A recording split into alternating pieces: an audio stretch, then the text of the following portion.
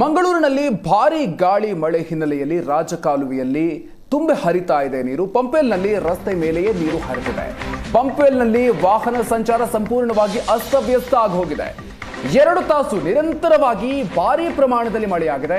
ಹೀಗಾಗಿ ಪಂಪೇಲ್ ಫ್ಲೈಓವರ್ ಕೆಳಭಾಗದ ಸಂಪೂರ್ಣವಾಗಿ ಜಲಾವೃತ ಆಗಿದೆ. ಆ ದೃಶ್ಯಗಳನ್ನು ನೀವು ಗಮನಿಸಬಹುದು. ಯಾವ ಪ್ರಮಾಣದಲ್ಲಿ ಅಲ್ಲಿ ನೀರು ನಿಂತಿದೆ ಅನ್ನೋದನ್ನ.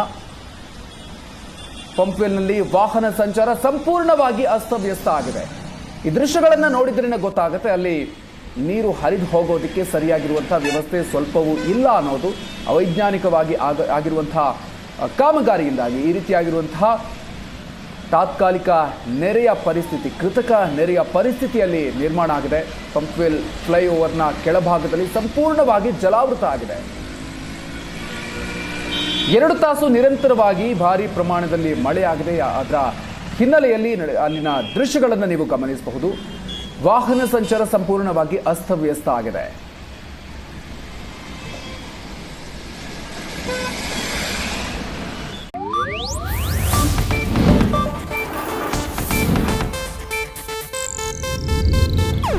ಇದು ಏಷ್ಯಾನೆಟ್ ನ್ಯೂಸ್ ನೆಟ್ವರ್ಕ್ ಪ್ರಸ್ತುತಿ.